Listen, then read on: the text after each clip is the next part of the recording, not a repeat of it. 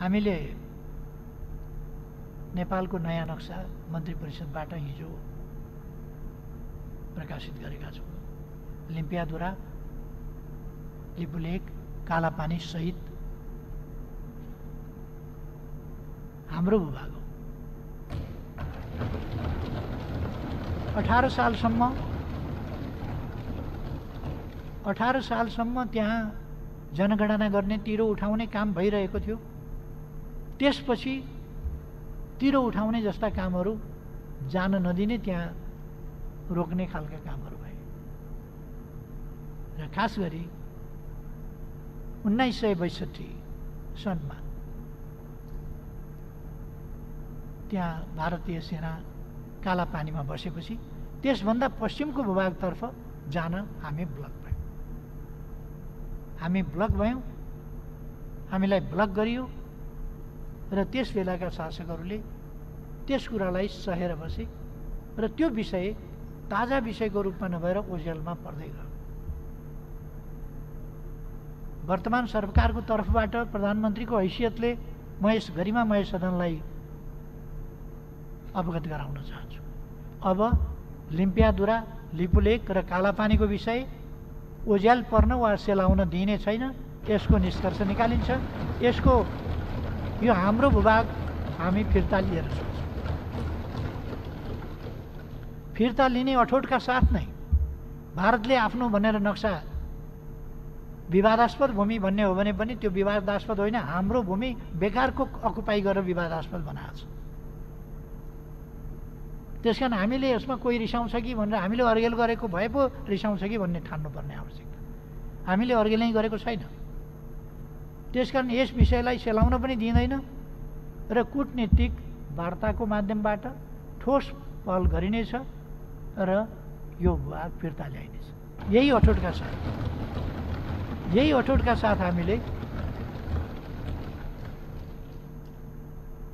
जसरी हामीले नीति कार्यक्रममा प्रस्तुत गरेका थियौँ, सम्बोधनमा आएको छ, हामी लिम्पियाधुरा, लिपुलेक, कालापानी क्षेत्र हाम्रो हो र त्यो फिर्ता लिन अथवा त्यसलाई प्राप्त गर्न हामी ठोस रूपमा कूटनीतिक प्रयास गर्नेछौँ र फिर्ता लिनेछौँ।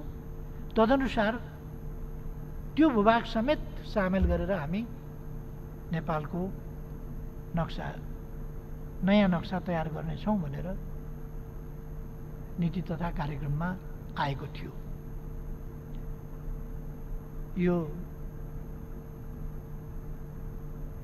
कुनै चलाखीको हिसाबले तथाकथित राष्ट्रवाद देखाउनका लागि यो गरिएको होइन।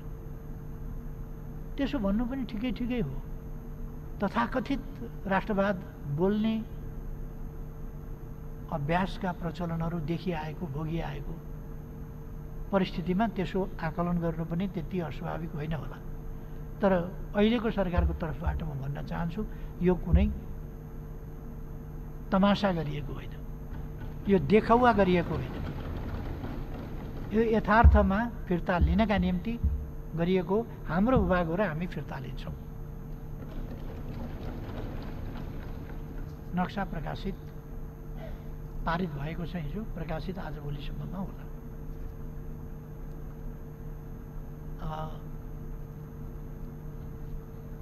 म यसबाट सिंगै राष्ट्र खुसी हुनेछ विश्वास गर्दछु। यस सदनमा संविधानको अनुसूची 3 जहाँ हाम्रो प्रतीक चिन्ह छ, त्यो संशोधन गर्न यहाँ संविधान संशोधनको त्यो एउटा मुद्दा प्रस्तुत गरिनेछ। अरू पनि विषयहरू हुन सक्दछ। अरू विषयहरूको सम्बन्धमा हामी भोलि फेरि छलफल गर्न सक्छौँ, संविधान संशोधनका कुरा गर्न सक्छौँ। तर सबै विषयहरूभन्दा बढी महत्त्वको, तत्कालीन महत्त्वको, हाम्रो वार्तासँग सम्बन्धित, हाम्रो नक्सासँग सम्बन्धित, हाम्रो भूमि फिर्तासँग सम्बन्धित यो विषय तात्कालिक महत्त्वको र तत्कालका लागि जरुरी विषय हो। त्यसकारण यो संविधान संशोधनको प्रस्ताव यस गरिमामय सदनमा आउनेछ र मैले विश्वास लिएको छु त्यो पारित हुन्छ। यसो भइसकेपछि हाम्रो आफ्नो तर्फको तयारी दुविधा रहित ढङ्गले हाम्रो क्लियर कट बाटो यो हो भन्ने कुरा गरेर दुविधा रहित ढङ्गले हामी जाने कुरा यो पुरा हुन्छ। म ठान्छु संविधानको अनुसूची 3 नेपालको नक्सा समेत जहाँ अंकित छ त्यो संसदले पारित गरेका दिन देशमा दीपावली हुनेछ राष्ट्रियताको पक्षमा। मैले त्यो विश्वास लिएको छु।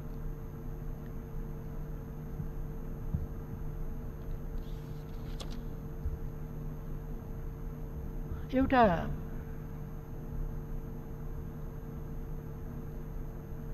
प्रश्न अलिकति केही साथीहरूले उठाउनु भएको छ। 211 नम्बर बुँदामा नीति कार्यक्रमको 211 नम्बर बुँदामा लप्सीफेदी रातमाटे हेटौँडा र लप्सीफेदी रातमाटे तमौली बुटवल ट्रान्समिसन लाइनको 400 केबी ट्रान्समिसन लाइनको उल्लेख छ। त्यसो भएपछि कतिले भन्नुभएको छ, टिप्पणी गर्नुभएको छ, आशंका व्यक्त गर्नुभएको छ यो पछाडिको ढोकाबाटै एमसीसी ल्याउन खोजियो, जसकेलाबाट एमसीसी छिराउन खोजियो। म स्पष्ट पार्न चाहन्छु, यो हाम्रो प्राविधिकहरूले, हाम्रो इन्जिनियरहरूले, हाम्रा विद्युत विज्ञहरूले लप्सीफेदी रातमाटे हेटौँडा र लप्सीफेदी रातमाटे डमौली र बुटवलको ट्रान्समिसन लाइन आवश्यक छ। नत्र भने हामीले विद्युत उत्पादन गर्ने तर विद्युत बहन गर्ने, त्यसलाई लिएर जाने, त्यसलाई ट्रान्सफर गर्ने माध्यम भएन भने उत्पादन गरेको बिजुली के गर्ने? त्यसकारण त्यो उत्पादन गरेको बिजुली उत्पादनै गर्न सकिँदैन, त्यो त्यत्तिकै मेसिन थानको लगाएर राख्नुपर्ने हुन्छ। हाम्रो जलस्रोतको धनी देश, हामी बेसरी विद्युत उत्पादन गर्दैछौँ र त्यसरी उत्पादन गरेको बिजुली अनि ट्रान्समिसन लाइन चाहिएन। त्यसकारण यो प्रश्न ट्रान्समिसन लाइन बनाउने भन्ने कुरा हो र ट्रान्समिसन लाइन अनिवार्य ढङ्गले बनाइन्छ। यो पछाडिको ढोकाबाट होइन, अगाडिको ढोकाबाट, जसकेलाबाट होइन, मूल बाटोबाट बनाइन्छ। एमसीसीले बनाउँछ, एमसीसीले बनाउँछ, एमसीसीले नबनाएर अरूले बनाउँछ, त्यसले बनाउँछ, कसैले नभए हामीले बनाउँछौँ। तर यो बन्छ बनाइन्छ। नत्र भने त हामीले जलस्रोतको धनी देश भन्ने विभिन्न यति धेरै अहिले हाइड्रो पावर प्रोजेक्टहरू हामी सञ्चालन गरिरहेका छौँ, यति धेरै प्रोजेक्ट सञ्चालन गरिरहेका छौँ। ती अब निकट भविष्यमा पुरा हुँदैछन्। ट्रान्समिसन लाइन बनाउन 4-5 वर्ष कमसेकम लाग्छ। विद्युत उत्पादन गरेको विद्युत बोक्ने त्यो माध्यम चाहिँ हामीसँग छैन। कतिवटा हाइड्रो पावर कम्पनीहरूले उत्पादन सुरु गर्न वा कन्स्ट्रक्सन सुरु गर्न यो भोलि गएर ट्रान्समिसन लाइनको अभावको कारणले हुन नसक्ने देखेर काम रोकेर बसेका छन्। लगानी गरेर उत्पादन भएर कहाँ लाने? ढोकामा बोकेर लाने कुरा भएन, केहीमा बोकेर लाने कुरा भएन। त्यसकारण त्यसका लागि चाहिने ट्रान्समिसन लाइन त्यो अनिवार्य छ, हामी बनाउँछौँ। पहिलो कुरा। दोस्रो कुरा, एमसीसी भनेको मेरो विचारमा यस गरिमामय सदनले छलफल गरेर निष्कर्ष आफूले निकाल्नु पर्यो। अघिल्लो सरकारले वार्ता गर्यो, छलफल गर्यो, एमसीसी सम्झौता गर्यो। अविच्छिन्न उत्तराधिकारको हिसाबले यस सरकारले, अघिल्लै सरकारले संसदबाट अनुमोदन गर्नुपर्ने भन्ने समेत सम्झौता गरेको हुनाले यो सरकार आएपछि यसले गरिमामय सभामुख महोदयको टेबलमा संसदको अनुमोदनका लागि प्रस्तुत गर्यो। यो एमसीसी अहिलेको सरकारले सम्झौता गरेको होइन, अघिल्लो संयुक्त सरकारले सम्झौता गरे र अविच्छिन्न उत्तराधिकारवाला हुन्छ सरकार भनेको। अघिल्लो सरकारले गरेको काम मैले गरेको होइन भनेर अलपत्र छोड्न मिल्दैन।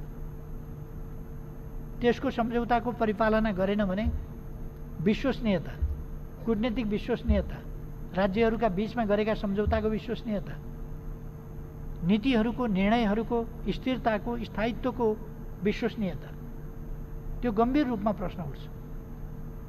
त्यसपछि त्यस्तो सरकारसँग, त्यस्तो देशको सरकारसँग सम्झौता कसरी गर्ने? कुनै देशले अहिलेको सरकारसँग गर्यो भने भोलिको सरकारले आएर त्यो मान्दिन भन्छ भने कसरी गर्ने? त्यसकारण सम्झौता गर्ने बेलामा हरेक देशको हरेक समयको सरकारले राष्ट्रिय हितको पक्षमा अत्यन्तै होशियार हुनुपर्छ, सावधान हुनुपर्छ, नत्र त्यसले अप्ठ्यारो पार्न सक्छ। त्यसका अरू छलफलका दलहरूभित्र छलफलका अथवा मान्यज्यूहरूका बीचमा छलफलका सोचका भिन्नताहरू हुन सक्छ। त्यति बेलै प्रकट हुनुपर्थ्यो सम्झौता हुनुभन्दा अगाडि। भएन भने अहिले पनि छलफल गर्न सकिन्छ, त्यो आफ्नो ठाउँमा छ। त्यो छलफल गर्न सकिन्छ। एमसीसी पास गर्ने भए पास गर्ने, पास नगर्ने भए पास नगर्ने, यस गरिमामय सदनले निर्णय गर्न सक्छ। यहाँ सभामुखको टेबलमा आइसकेका छ, संसदले निर्णय गर्न सक्छ। त्यसभन्दा अगाडि दलहरूका बीचमा केही गर्नु छ, दलहरूमा छलफल गर्नु छ, दलहरूमा कुनै अरू कुराहरू छन् वा त्यस सम्झौताका कुराहरूमा अरू केही गर्नुपर्ने छन् भने ती दलहरूका कुरा भए, त्यो संसदको विषय भएन। दलहरूले गर्नु पर्यो, दलहरूले टुङ्ग्याउनु पर्यो, आपसका कुराहरू के हुन् ती छलफलमा टुङ्ग्याउनु पर्यो। पास नगर्ने भन्ने दलहरूका निष्कर्ष निस्किन्छन्, त्यसअनुसार हुइबी जारी गर्नु पर्यो, संसदीय दल मार्फत फेल गर्नु पर्यो। त्यो आफ्नो ठाउँमा छ, तर संसदको प्रपर्टीको रूपमा यहाँ आइसकेका छ, संसदले निर्णय गर्नुपर्छ त्यो। तर यहाँनिर एमसीसी कहाँ लेखेको छ र? एमसीसी पास गर्ने नगर्ने गरिमामय संसदको कुरा हो। एमसीसी पास भए पनि नभए पनि लप्सीफेदी रातमाटे हेटौँडा, लप्सीफेदी रातमाटे दमौली र बुटोलको यो ट्रान्समिसन लाइन चाहिँ नेपाल सरकारले भोलिका लागि आज पेट काटेर भए पनि, पटुका बाँधेर भए पनि यो ट्रान्समिसन लाइन बनाउँछ। कुरा त्यो ट्रान्समिसन लाइनै नबनाइकन हामी विद्युत कसरी अन्तर्राष्ट्रिय क्षेत्रमा व्यापार गर्ने भनिराखेका छौँ, हामी बङ्गलादेशसँग व्यापार गर्ने भनिराखेका छौँ, व्यापारका बजार खोजिराखेका छौँ विद्युतको। अनि के गर्छौँ हामी? कसरी लिएर जान्छौँ? ट्रकमा त जाँदैन बिजुली, रेलबाट पानी जहाजबाट पनि जाँदैन, ट्रान्समिसनै लाइन चाहिन्छ। त्यसकारण हामी ट्रान्समिसन लाइन बनाउँछौँ भनेर यहाँ यो भनिएको। अब एउटा प्रश्न चाहिँ यो पहिलेका कामहरूको यहाँ बखान गरेको, आत्मप्रशंसा गरेको भन्ने, आत्मभर्सना गर्नुपर्ने खालका राष्ट्रियताको सवालमा, लोकतन्त्रको सवालमा, विकास निर्माणको सवालमा, अर्थतन्त्रको सवालमा अथवा ट्रान्जिसनल फेजलाई अगाडि बढाउने सवालमा अथवा उत्पादन वृद्धिका सवालमा, शान्ति सुव्यवस्थाका सवालमा, कुनै पनि सवालमा अहिलेको सरकारले आत्मभर्सना गर्नुपर्ने, यो गल्ती गरेको छ भन्ने खालका त्यस्ता कामहरू गरेको छैन।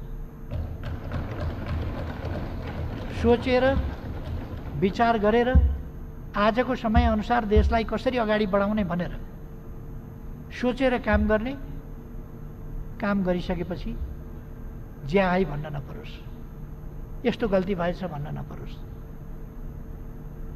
त्यसकै कारण हामीले सकेसम्म तीव्रता दिन खोजेका छौँ काममा। सकेसम्म तीव्रता ल्याउन खोजेका छौँ काममा। अहिले कोरोना भाइरसले गर्दा अलिकति व्यवधान भयो, त्यो ठिकै हो, तर यस व्यवधानलाई पनि हामीले पार गर्नै पर्छ, पार गरिनेछ र देशलाई फेरि पनि अगाडि बढाउनेछ। मानव जाति अनेक अप्ठ्यारा समयहरू पार गरेर आयो, अनेक कालखण्डहरू पार गरेर आयो। मानव जातिका कतिपय सेक्सनहरू लोप भएर गए, कतिपय सेक्सनहरू अगाडि आफ्नो अस्तित्व जोगाएर अगाडि बढे। आजको विज्ञान प्रविधिको युगमा कोरोनाले मानव जातिलाई समाप्त पार्न सक्दैन, कोरोनालाई मानव जातिले समाप्त पार्नेछ, यसमाथि विजय हासिल गर्नेछ र हामी अगाडि बढ्नेछौँ। त्यसअनुसार अलिकति कुराहरू आएका छन्। यो सरकार स्थायी सरकार हो, त्यसकारण यस सरकारले